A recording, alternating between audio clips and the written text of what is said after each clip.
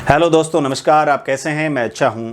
आज मैं आपके लिए एक खास स्पेशल वीडियो लेके आया हूं जो आपके लिए भी खास हो सकता है, आपके बच्चों के लिए भी खास हो सकता है। यदि आप पेरेंट्स हैं तो आप ज़रूर सुने, यदि आप बच्चे हैं तो और ज़रूर सुने, क्योंकि यह वीडियो बच्चों के लिए और पेरेंट्स के लिए म्यूचुअली अंडरस्टैंडिंग का वीडियो है।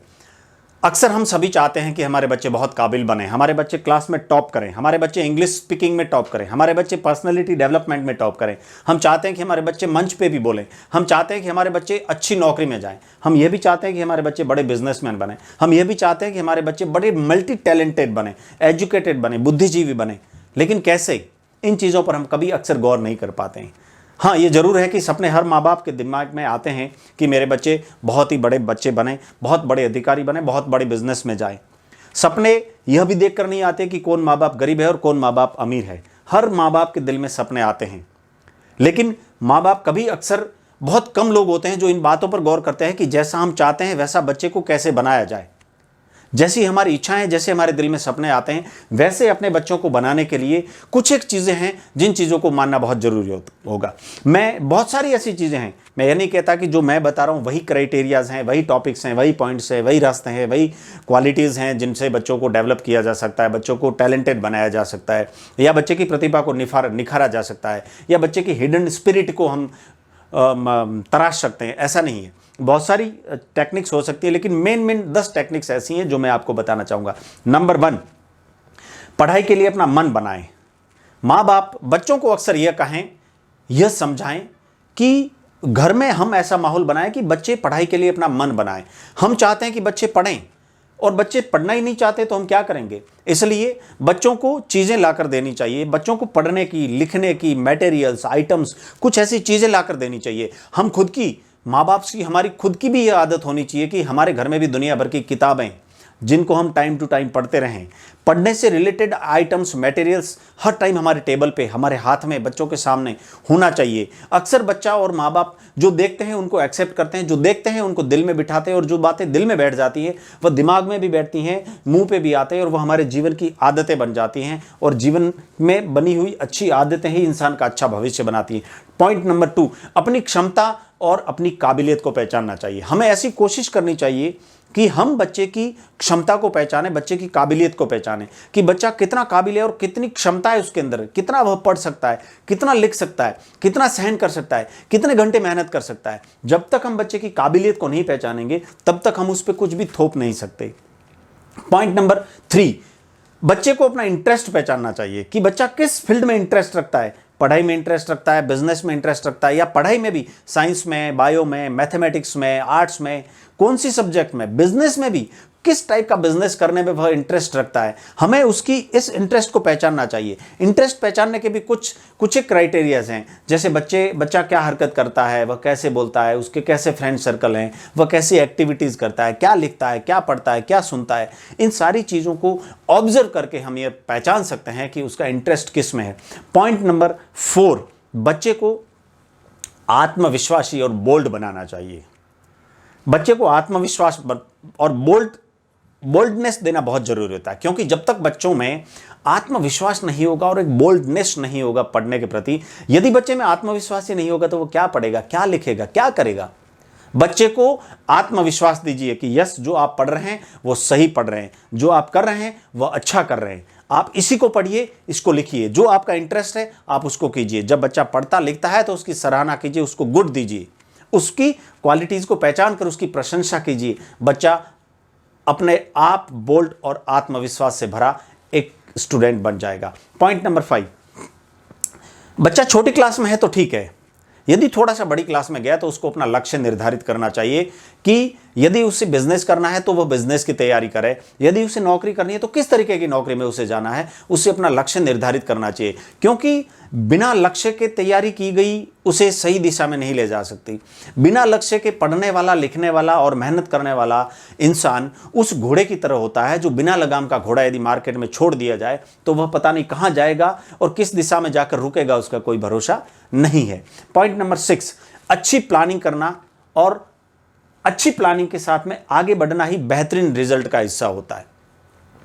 यदि आप पढ़ रहे हैं, आप प्लानिंग के साथ पढ़िए, बच्चों को प्लानिंग करके दीजिए। यदि बच्चे कर पा रहे हैं अपनी planning, well and good. If they are not able to do their self planning, then it's our parents duty to give them our best planning.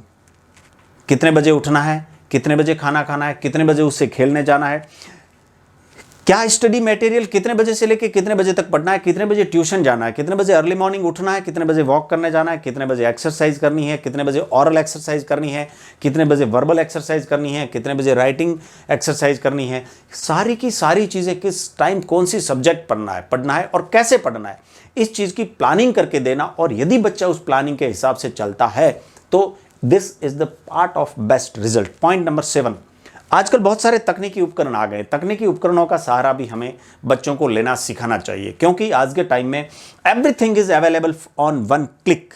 यदि आप गूगल्स में जाएंगे, बहुत सारी चीज़ें ऐसी हैं जो पेरेंट्स को भी नहीं पता, टीचर्स को भी नहीं पता। हो सकता है हर आदमी हर बात में माहिर नहीं होता। यदि आप कहीं हेल्प लेना चाहें, यदि आपको कहीं से हेल्प नहीं मिल रही, किसी क्वेश्चंस को लेकर, किसी टॉपिक को लेकर, किसी मैटर को लेकर, यदि आप उसकी ब्रीफ एक्सप्लेनेशन चाहते हैं या उसकी वास्ट एक्सप्लेनेशन चाहते हैं, उसके बारे में जानना चाहते हैं, उसको किस तरीके से सॉल्व किया यह समझना चाहते हैं, go to the Google and just give the keywords for result. यह आपको बहुत सारा रिजल्ट दे देगा। आप वहां से पढ़ करके भी आप खुद समझकर बच्चों को समझा सकते हैं। और यदि बच्चे थोड़ी सी हायर क्लासेज में चले गए हैं तो उन्हें इसके सहारे बहुत सारी जानकारियां मिल सकती हैं। पॉइंट नंबर 8, माहौल बनाना बहुत जरूरी है। अब माहौल कैसे बनता है? यदि बच्चे छोटी क्लास में हैं तो आप घर का माहौल बनाइए, आप उस तरीके की बातें कीजिए, आपके घर में पढ़ाई का माहौल बनाइए। और यदि बच्चे हायर क्लासेज में, तो हायर क्लासेज में माहौल बनने का सबसे बड़ा एक माहौल बनाने का क्राइटेरिया होता है, वो होता है बच्चे की संगति, बच्चे की कंपनी। बच्चा किस तरीके के बच्चों के साथ में उठता बैठता है। यदि वह बिजनेस की तैयारी एमबीए कर रहा है तो उसकी कंपनी एमबीए वालों की होनी चाहिए, ताकि उसका माहौल ही वैसा बनेगा कि वह उसी के बारे में सोचेगा। यदि वह आरएएस की प्रिपरेशन कर रहा है, आईएएस की, आईपीएस की कर रहा है, तो उसके आसपास के दोस्तों का माहौल ही, सराउंडिंग्स उसी हिसाब की होनी चाहिए, जिस हिसाब से वह पढ़े, उसी हिसाब से वह लिखे, उसी हिसाब की वह बातें करे। पॉइंट नंबर 9, रिवीजन स्टडी करना और ग्रुप स्टडी का सहारा लेना बहुत जरूरी होता है। अक्सर ऐसा होता है कि हम कई बार, बच्चों की एक शिकायत होती है कि मैंने खूब पढ़ा, जब मैं पढ़ रहा था तब तो मुझे याद था, लेकिन जब मैं नहीं पढ़ रहा था मैं भूल गया। जब मैं पढ़ता हूं मुझे याद होता है, एग्जाम में जाके बैठता हूं सारी चीजें भूल जाता हूं।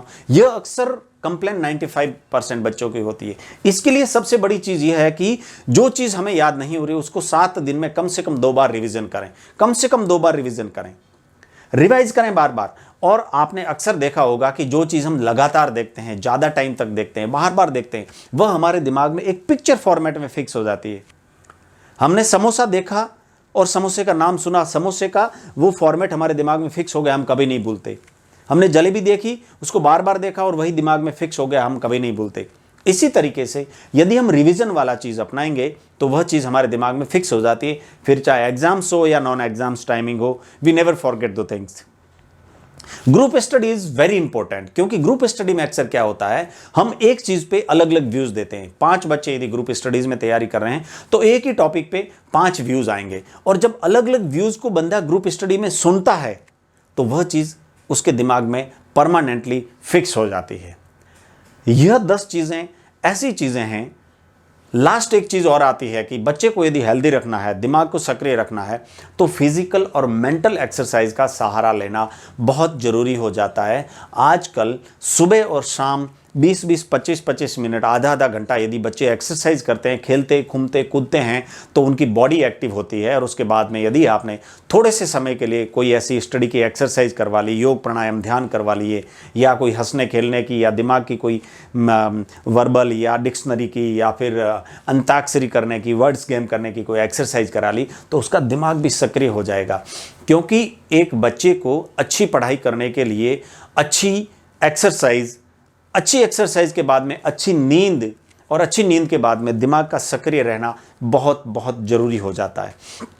आजकल बच्चे पढ़ते भी हैं तो सोते सोते पढ़ते हैं, या आधे चेयर पे लटक के पढ़ते हैं, बैठे बैठे नीचे सोते सोते पढ़ते हैं। इस तरीके की पढ़ाई में बच्चों को बहुत सारी दिक्कतें आती हैं। अक्सर यह भी देखा जाता है कि बच्चे पढ़ते टाइम माँ बाप जिस रूम में सो रहे हैं उसी रूम में एक लाइट ऑन रख के पढ़ते हैं। ऐसी चीज़ों में भी बच्चों की आँखें खराब होने का बहुत बड़ा डर रहता है। बच्चों को स्टडी लैंप ला कर दीजिए और बेस्ट स्टडी टेबल ला कर दीजिए ताकि उस पर बच्चे पढ़ सकें। दीवार में फिक्स करने वाले टेबल बनाकर भी आप दे सकते हैं और उस पर स्टडी लैंप रख के दीजिए, क्योंकि यह पढ़ना कोई 1 दिन 2 दिन का खेल नहीं है। बच्चों को 10-15 साल तक कंटिन्यूस पढ़ाई करनी है। मैं स्टडी लैंप की, स्टडी टेबल की और कुछ किताब के नीचे डिस्क्रिप्शन में लिंक दे दूंगा, आप चाहें तो वहाँ जाकर उनको खरीद करके पढ़ सकते हैं। मेरे ब्लॉग पे भी उसकी लिंक दी हुई है। बहुत बहुत धन्यवाद। Thank you.